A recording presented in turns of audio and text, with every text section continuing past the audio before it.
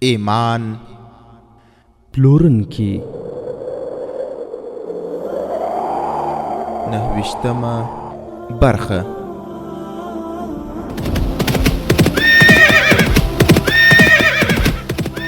د سلطان صلاح الدین ایوبی رحمه الله د دوران رښتینی کیسې. صلاح الدین پر د غزم کارا پیدا کړه، ته یو بل صلاح الدین پر د غزم کارا پیدا کړه. الحمد لله وكفى والصلاة والسلام على رسوله المصطفى. اما بعد، ورونو تاسو واوریدل چې علي بن سفیان رحمت الله علیه او صلاح الدین ایوبی رحمت الله علیه دواړه د خلیفہ دربار ته د خپل ساتونکو سره ولاړل او د حبشانو هغه دوه مړي هم هلته ورول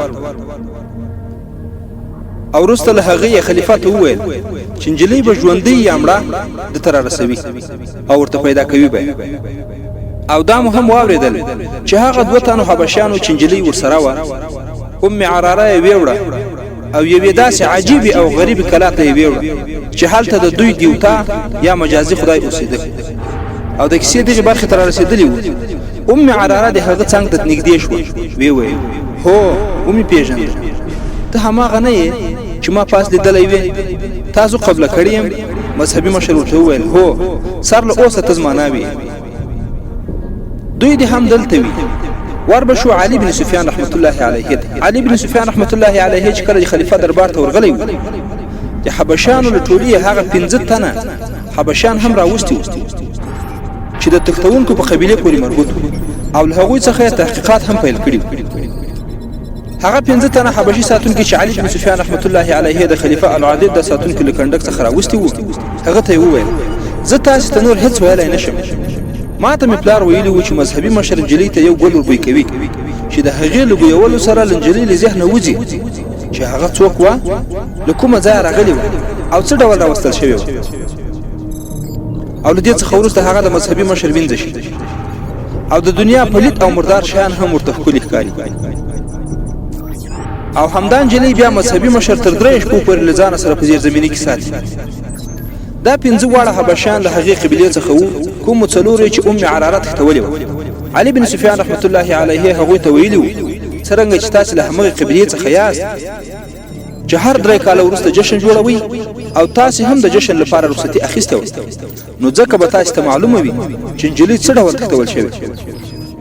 هغو 15 واړو وویل موږ ته هېڅ هم معلوم نه دي. خو علي بن سفیان رحمت الله علیه هغوی ته وویل که رښتیا ووایي نو هیڅ ډول سزا به نه درکول کېږي. خو بیا هم هغوی د ناخبرتیا څرګندونه کوله. دا قبیله د خپل وحشت او وینې څښونکو خوی له مخې مشهوره وه. هغوی له سزا نه د ذرې عمر نه ډارېدل. 15 واړو ډېر په جرأت سره انکار کړ. بالاخره علي بن سفیان رحمت الله علیه هماغه لارې چارې وازمایلې چې ډبرې هم ویلې کېدې او ډبرې هم په خبرو راتلې. علي بن سفیان رحمت الله علیه 15 واړه جلا جلا ځایونو ته بوتلل چیرې چې هیڅ چا چیغې او فریادونه نه اورېدل.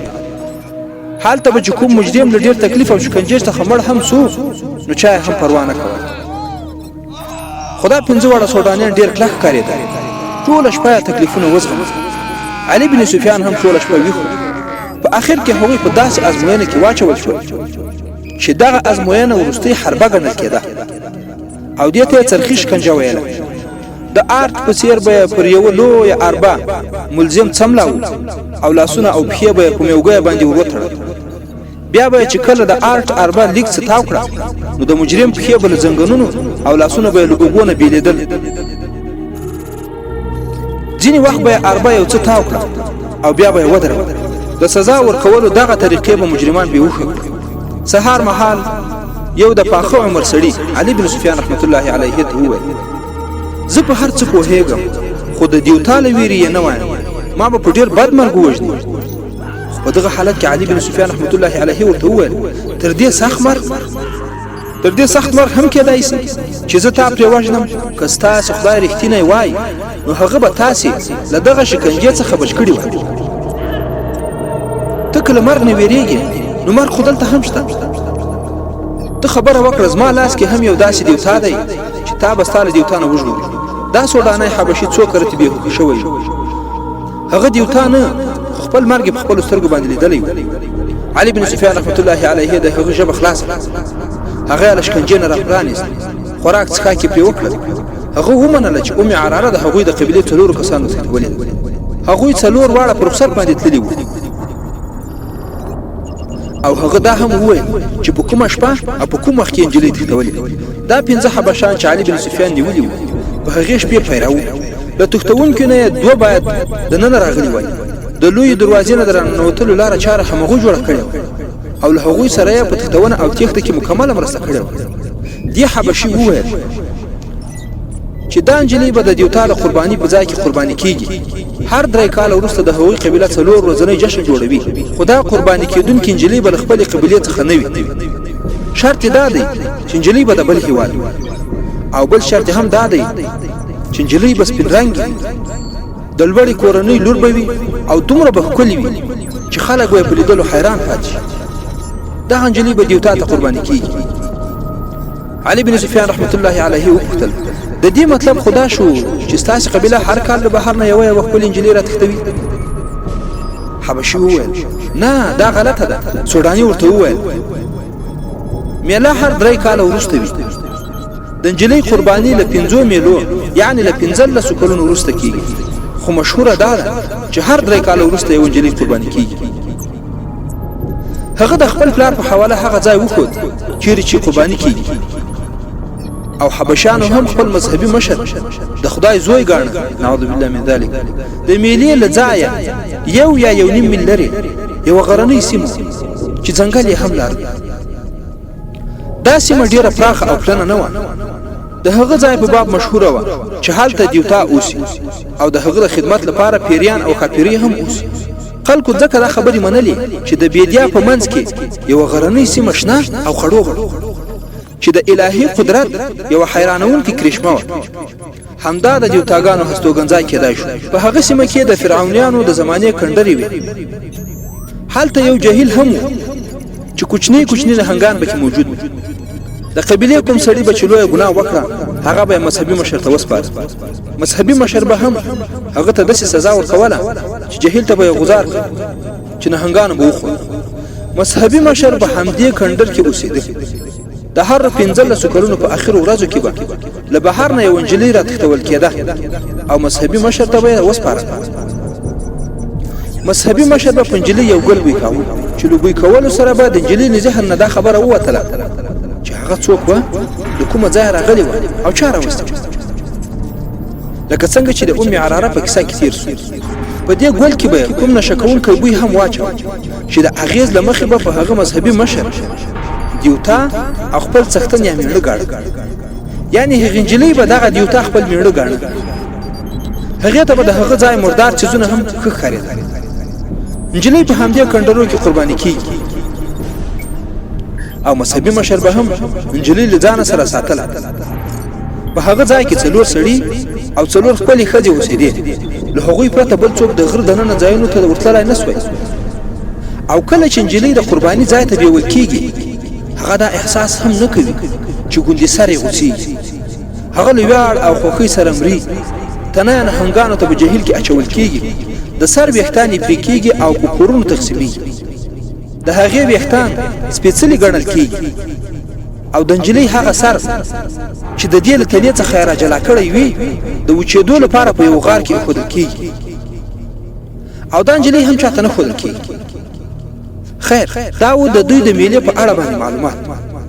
په دغه حالت کې علي بن سفیان ته حبشي وویل اوس 15 کاله پوره کېږي او نجلۍ به قرباني کېږي.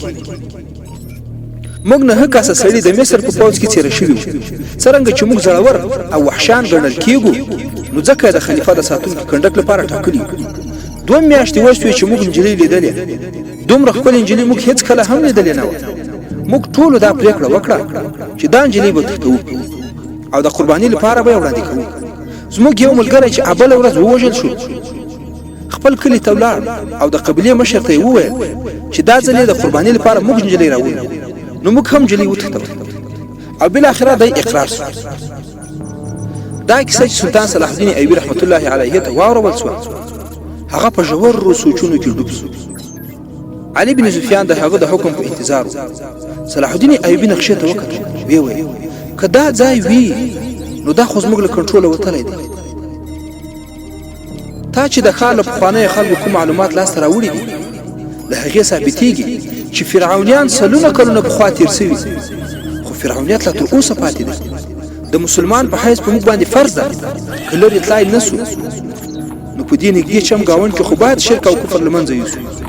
معلومه نه ده چې تر اوسه پورې به د څومره میندو او پلرونو معصومې لوڼې قرباني او پلورل شوي وي.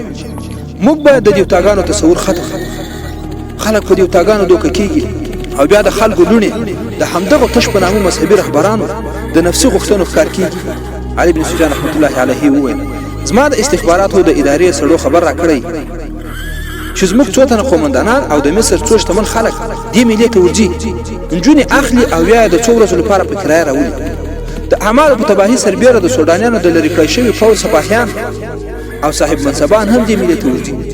زموږ د پوځ او سوداني پخوانیو پوځیانو لیده کاته او په دې جشن کې ګډون نه یوازې دا چې ښه نه دی بلکې له خطرې هم خالي نه دی او دا ګډې مېلې د هېواد لپاره خطرناکې کېدای شي. علي بن سفیان لږ زړه نازړه وویل او نجلۍ له قرباني د مخه راخلاصول او خلیفه ته سپارنه د دې له امله ضروري دی چې هغه ته څرګنده شي چې پر تاسې چې د تښتونې کوم تور لګولی هغه څومره بې ځایه دی. صلاح الدین ایوبي رحمت الله علیه وویل علي زه د دې هیڅ پروا نه لرم زما خپل ځان ته پام نه دی ما که څوک هر څومره سپک وګڼي هیڅ خبره نه ده خو زه د اسلامي عظمت پرخوالی او ساتنه هېرولی نه شم. او علي ته هم یاد ساته د خپل ځانه د پاملرنه د اسلام د عظمت د سرتوب لوري ته وګرځوه. د اسلام د عظمت امین به خلیفه وي خو د وخت له تېرېدو سره سره خلیفګان په خپلو ځانونو کې ورک شول او د خپلو نفسونو ښکار. اوس زموږ خلافت د اسلام یوه ستره کمزوري ده. صلیبیان همدغه کمزوري زموږ په خلاف باندې استعمالول غواړي. که ته په بریالیتوب سره خپله دنده سرته رسول غواړې نو له خپل ځان او نفس نه لاس په سر شه. خلیفه چې په ما باندې کوم تور لګولی دی هغه ما په ډېره ګرانه زغملی دی. ما د خپل سپکاوي ځواب ورکولی شو خو زما ځواب به هم سپک بیا به زه په ځانګړې سیاسي لوبه کې نښتی وم. د همدا خطره وینم چې په اسلامي سلطنت کې به یو داسې دوران هم راشي چې واکمن به په ځانګړو سیاسي لوبو ځان غوښتنې نفس غوښتنې او د واکمنۍ د هوسونو ښکار شي. علي بن سفیان رحمت الله علیه وویل د خبرې پرې کولو بښنه غواړم که تاسې هغه نجلۍ راخلاصول غواړئ نو امر وکړئ وخت ډېر لږ دی د سبا نه میله پیلېږي. صلاح الدین ایوبي رحمت الله علیه خپل مرستیال سر لښکر راوغوښت ورته ویې دا حکم سملاسي ټول پوځ ته ورسول چې هېڅوک د حبشیانو په میله کې ګډون کولی نه شي. د دې حکم پر خلاف که څوک میلې ته ولاړل هغه به د عهدې او منصب په نظر کې نیولو پرته د خلکو په مخ کې 50 دورې وهل کېږي. پر دې فرمان وروسته صلاح الدین ایوبي رحمت الله علیه اړوند حاکمان راوغوښتل او د نجلۍ د خلاصون په پلان جوړولو کار پیل شو. هغه ټولو ته وویل چې زموږ هدف د دغې جادو ماتول دي. دا ځای د فرعونیت وروستۍ ځاله ده. خو په دغه مشورو کې لومړی د پوځي حملې خبره رامنځته شوه چې په دې وجه له بحث نه وایستل شوه چې د هغې قبیلې وګړي به مستقیما حمله وکړي. جګړه به پیښه شي چې زیات شمېر بې ګناه خلک به پکې ووژل شي او د دې ترڅنګ د ښځو او ماشومانو د وژنې خطر هم شته. دا وړاندیز هم وشو چې نیول شوي حبشي سودانیان د بدرګۍ په توګه له ځانه سره بوتل شي او په هغه ځای باندې د چریکي عملیات ترسره شي په کوم ځای کې چې نجلۍ قرباني کېږي. خو صلاح الدین ایوبي رحمت الله علیه له ځان سره د حبشیانو بیول خوښ نه کړ ځکه چې د دوی په بوتلو کې خطره وه. د صلاح الدین ایوبي له امر سره سم چریکي ګروپونه تیار کړای شوي وو او د پرله پسې جنګي مشقونو په وسیله ښه ازمایل شوي وو. دا د ایثار ګروپونه وو چې د ایمانی جذبې له مخې دومره سخت شوي وو چې هغوی به په دې خبره ویاړ کاوه چې د کومو عملیاتو لپاره به لېږل کېدل او د بیرته ژوندي راتللو امکان به یې ډېر لږ لکه په اوس وخت کې چې استشهادیان دي. د مرستیال سرلښکر الناصر او علي بن سفیان د مشورې له مخې پرېکړه وشوه چې یوازې 12 کسه چریکي سپاهیان دي هغه غرنۍ سیمې ته دننه ورشي چیرې چې د حبشیانو مذهبي مشر روح اوسي او نجلۍ قرباني کېږي. د حبشي د ورکړو معلوماتو له مخې په دې شپه میله ډېره په جوش او خروش کې وي ځکه چې دا د میلې وروستۍ شپه وي. د قبیلې له خلکو پرته نور څوک پوه نه وي چې نن شپه نجلۍ قرباني کېږي. خو چاته چې معلومه وي هغوی نه پوهېږي چې د قربانۍ ځای کوم دی. د دغو معلوماتو په رڼا کې پرېکړه وشوه چې چې 1500 سپاهیان د میلې د خلکو په لباس کې په تورو او نورو وسلو سنبال په میله کې موجود له هغوی نه بل 200 سره غشي او لیندۍ هم خو هغه مهال په دغه ډول وسلو باندې بندیز هم وو د چریکانو په ذهنونو کې به څرګنده د هغه ځای تصور کې نول کېږي خو مستقیما به حمله نه کوي په پټه به غرنۍ سیمې ته ننوځي پیره کوونکي په چوپتیا سره له منځه وړي او چې اصلي ځای ته ورسېږي هغه مهال به حمله کوي کله چې نجلۍ د قربانۍ ځای ته راوستل کېږي تر دې د مخه به د حملې خطر دا وي چې نجلۍ په زیرزمینۍ کې پټه او یا ووژل شي دا خبره معلومه شوې وه چې قرباني نیمه شپه د سپوږمۍ په مکمله رڼا کې کېږي 1500 سپاهیان باید د قرباني د مخه د قرباني د غرنۍ سیمې شاوخوا ته رسول شوي وای که حمله کوونکي ناکام او یا هم راګیر شوي وای نو یو شعله لرونکی غشی به هوا ته ګذاروي کله چې دا 1500 سپاهیان د غشي لمبه وویني حمله وکړي په همدې وخت کې 12 کسه سرتیري وټاکل شول او له هغه پوز نه چې 2 کاله د مخه نوردین زنګیره لګلې و 1500 کسه زړور او ځیرک سپاهیان تعین شول دا سپاهیان له عربو راغلي د مصر له سیاسي چلوټو او عقایدو نه خبر وو هغوی یوازې له اسلام څخه خبر وو او همدا د هغوی عقیده وه هغوی د هرې هغې ډلې په مقابل کې راپورته کېدل چې عقیده به د اسلام خلاف وه هغوی ته وویل شول چې د یوې باطلې عقیدې پر خلاف جنګ ته استول کېږي او کېدای شي چې له خپل شمېر نه د زیاتو کسانو سره مقابله پیښه شي او جګړه خونړۍ شي او دا هم کېدای شي چې څوک مقابلې ته ونه درېدلی شي او له جګړې پرته کار ترسره شي هغوی په پروګرام وپوهول شول د هغوی په ذهنونو کې غرنۍ سیمه د غرونو لوړوالی چې دومره زیات نه و او په هغې کې واقع د قربانۍ ځای نقشه کېنول شوه 12 ایثارګرو ځوانانو ته هم د هغوی هدف وښودل شو هغوی ډېر کلک روزل شوي وو په غرونو ختل په شګلنو دښتو کې منډې وهل د اوښ په څېر لږه او تنده زغمل د هغوی لپاره ګران کار نه و د قربانۍ شپې ته 6 ورځې پاتې وې 3 شپې او ورځې 1500 سپاهیانو خپل تمرینات وکړل په 4مه ورځ 12 کسه حمله کوونکي په اوښانو ولېږل شول دا د اوښانو د متوسط رفتار 1 ورځ او نیمه شپه مزل اوښبنو ته امر شوی و چې حمله کوونکي دې له غرنۍ سیمې لرې کوم ځای کاته کړي او بیرته دې راسي د 1500 سپاهیانو کنډک د سیل کوونکو په جامه کې 4 او 5 کسه ولېږل شول چې په اسونو او اوښانو سپاره هغوی باید خپل څاروي ځانونو سره ساتلی وای ځکه چې د جګړې په جریان کې بیا ضرورت ورته پیښېده له هغوی سره قوماندان هم په همدې شکل ولېږل شو صلاح الدین ایوبي رحمت الله علیه دغه پلان تنظیم او په کار واچوه خو بالاخره هغه خطرناک او د وحشته ډکه شپه هم راورسېده چیرې چې په هغه شپه به نجلۍ قرباني کېږي د میلې وروستۍ شپه او د 14مې سپوږمۍ راختلې وه د بیدیا هوا د شیشې په څېر شفاف وه په میله کې د انسانانو د ګڼې ګوڼې شمار نه کېده یو ځای کې نیمو لوڅو نجونو رقص کاوه او بل ځای کې په سندرغاړې نجونو سندرې ویلې تر ټولو زیاته ګڼه ګوڼه هغه ځای کې وه په کوم ځای کې چې نجونې خرڅېدې یوه نجلۍ به یو لوړې چودرې ته وخېځول شوه اخیستونکی به یې پر شاوخوا راتاو شو بیا به یې غاښونه زلفې او د بدن نرمي او سختي وکتله بیا به یې د ورکړې قیمت ووایي او هلته جواري هم وه او شراب هم که هلته څه نه و نو قانون مکمله ازادي وه د لرې لرې ځایونو د راغلو خلکو خیمې د میلې شاوخوا ته لګول شوي وې په غرنۍ سیمه کې د دې ډېرې ښکلې نجلۍ د قرباني تیاري کېدې او هلته یو انسان هم خپل ځان خدای تراشلی دی هغوی دومره پوهېدل چې په دې غرنۍ سیمه کې د دیوتاګانو یا مجازي خدایانو مرکز دی چیرې چې پیریان او بد ارواح یې پیره کوي او کوم انسان هلته د ورتلو فکر هم کولی نشي هغوی په دې هم نه پوهېدل چې په مخ کې د الله جل جلاله د لارې 1500 سپاهیان ګرځي او 12 کسه د دیوتاګانو مرکز ته ورننوتي دي د صلاح الدین ایوبي 12 کسو حمله کوونکو ته ویل شوي وو چې غرنۍ سیمې ته د داخلېدو لاره کومه ده خو هغوی له هغې لارې ورتللی نه شول ځکه چې هلته د پیرې خطره وه هغوی باید له ډېرو مشکل لارو دننه ورغلي وای هغوی ته ویل شوي وو چې د غرنۍ سیمې شاوخوا ته به کوم انسان نه وي خو هلته انسانان موجود وو د دې مقصد دا و چې حبشي علي بن سفیان ته دروغ ووایي دې غرنۍ سیمې 1 میل اوږدوالی لري او همدومره پلنه هم وه څرنګه چې هغوی روزل شوي چریکان وو ځکه هغوی خواره واره او په ډېر احتیاط وړاندې باندې وو یو سپاهي په تصادفي ډول د یوې ونې تر څنګ یو سیوری ولید سپاهي پټ پټ په هغه پسې ورغی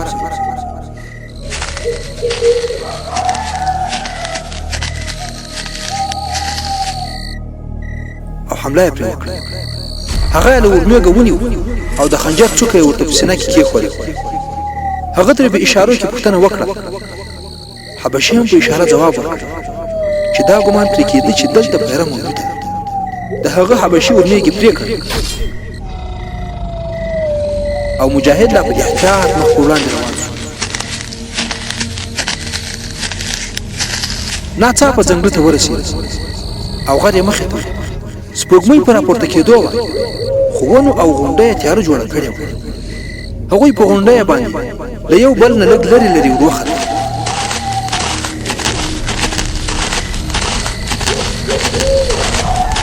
د غونډیو په مخ کې چیرې چې نجلۍ مذهبي مشر ته سپارل شوې وه، یو بل ډول چارې پر مخ روانې وې. ټولو مجاهدینو چې وکتل د ډبرین بت مخې ته په چوتره باندې یوه قالینچه غوړول سوې وه. په قالینچه تیرې تورې ایښې وې. تورو ته نږدې یو پراخ لوښی هم ایښودل سوی و او په قالینه باندې ګلان پاشل شوي وو. نږدې ورته اور بلیده. د قالینچې په څلورو څنډو مشالونه بل وو. هلته څلور نجونې ګرځېدې او هلته څلور نجونې ګرځېدې راګرځېدې. د هغوی جامې دوه دوه پلنې پاڼې وې او نور لوڅې وې. څلور حبشان چې له اوږو نیولې تر خنګرو یې سپین څادرونه له ځانونو تاو کړي وو. ام عراره په زیرزمیني کې له مذهبي مشر سره او په مخمور غږ یې وویل: زه د انګوک مور یم، ته د انګوک پلار یې. زما زامن به د مصر او سودان پادشاهان کیږي. زما وینه په هغوی باندې وڅښه. زما اوږده اوږده او طلایي ویښتان د هغوی په کورونو کېږده. ته څنګه زما نه لرې سوې؟ رانږدې شه. مذهبي مشر د تیلو په څېر په کوم څیز باندې د هغې بدن راوړو او قرباني ته یې اماده کوله. نجلۍ چې د انګوک نوم اخیست، انګوک د هغه قبیلې نوم و. یو عربي نجلۍ ځان په نشه کې د دې قبیلې مور او د مذهبي مشر مېرمن ګڼله. هغه د قرباني لپاره تیاره شوې وه، خو مذهبي مشر وروستی دود او رواج پوره کاوه. خو هلته بیا 12 کسه مسلمان مجاهدین د شپې د حشراتو په څېر په سینو باندې په غره ور وختل. کوزېدل او تندکونه یې خوړل. ور روان و.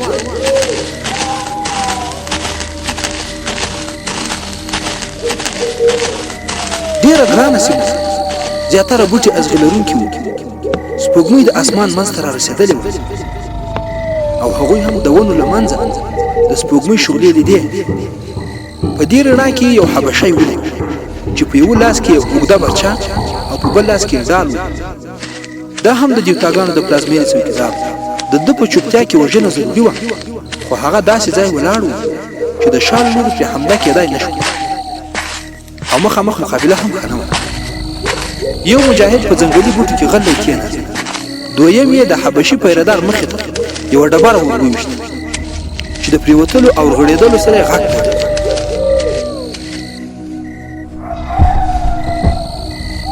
حبشی زر هغې خواته راغی. هغه چې څنګه په بوټو کې پټ سپاهي ته نږدې راغی، مجاهد کلک له ورمېږه ونیو او یو خنجر یې په سینه کې ورخښ شو. له هغه څخه وروسته سپاهیان لږ څه همالته تم شول، بیا مخ په وړاندې روان شول.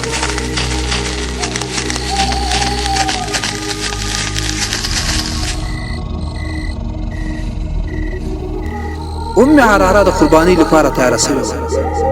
مذهبي مشر د وروستي ځل لپاره د سینې پورې ونیوه، بیا له لاسه ونیوه او د زینې په لور روان شول. بهرنیو څلورو حبشانو او نجونو د بت په خولو کې رڼا ولیده او هغوی د بت خولې ته سجده شول. مذهبي مشر په خپله ژبه څه اعلان وکړ او د بت له خولې راښکته شو. ام عراره ورسره وه. هغه یې قالین ته وروسته. سړي او نجونې پرې راټول شول. ام عراره په عربي ژبه وویل: زه د انګوک د لوڼو او زامنو لپاره خپل سر پرې کوم. زه د هغوی د ګناهونو کفاره ادا کوم. زما سر پرې کړه. زما سر د انګوک د دیوتا په قدمونو کې کېده. دیوتا به پرې د مصر او سودان تاج کېږدي. دا خبرې یې وکړې. څلور واړه سړي او نجونې یو ځل په سجده پرېوتل. خو په دغه حالت کې مذهبي مشر ام عراره په ګونډو کېنوله او د هغې سر یې ټیټ کړ. توره راپورته کړه.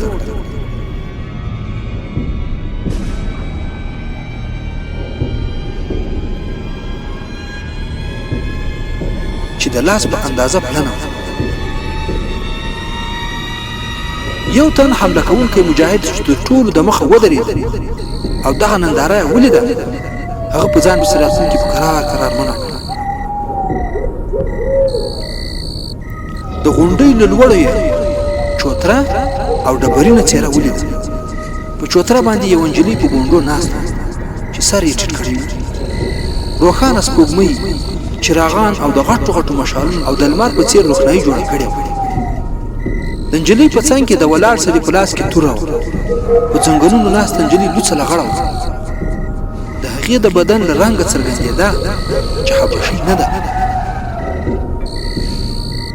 حمله کوونکي مجاهدین لرې وو او د غشي د وار خطا کېدلو امکان هم وو، خو د هغوی مخې ته د راکوزېدو لار نه وه، بلکې لوړ دیوال و چې د ور اوښتلو امکان یې هم نه لاره. هغوی پوه شول چې نجلۍ قرباني کېږي او د خلاصون وخت یې دومره لږ دی، که هغوی په الوت ځانونه ونه رسول نو د نجلۍ خلاصون ناممکن دی. خو هغوی د غونډۍ له سره لاندې وکتل. د سپوږمۍ په رڼا کې یو ډنډ ولید. هغوی ته ویل شوي وو چې هلته یو ډنډ هم ده چې نهنګان پکې دي. ښي لوري ته یو دیوال و او یو ځوړند ځای، هلته هم ځنګلي ونې او بوټي وو. هغوی د یو بل لاسونه ونیول او په ځوړند ځای باندې کوز شول. له هغوی نه په اتفاقي ډول وروستی صفاحي شاته وکتل. هغه ولیدل چې د مخامخ غونډۍ په سر باندې یو حبشي ولاړ، د هغه په لاس کې ډال او په بل لاس کې برچه وه چې د غشي ویشتلو په څېر یې په لاس کې نیولی و. حمله کوونکي مجاهدین د سپوږمۍ په رڼا کې نه وو او حبشی هم لا تر اوسه په شک کې. خو وروستي مجاهد غشی را واخیست او په لینده کې یې کېښود. د شپې په تیاره کې د لیندې غږ واورېدل او غشی د حبشي په شارک کې راغی، ولړزېد او لاندې راولوېد. مجاهدین په دغه ځوړند ځای کې کوز شول او هره شېبه د راپرېوتو خطره وه.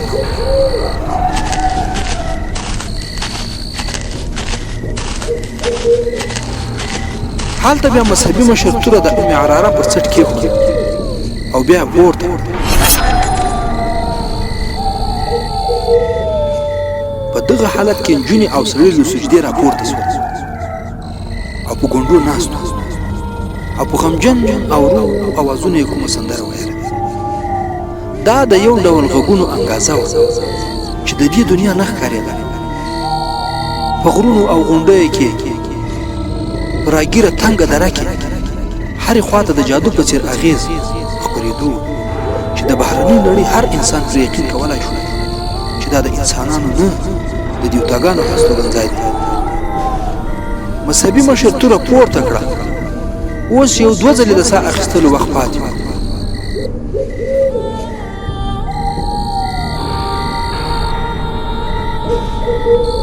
د 9 برخې پای.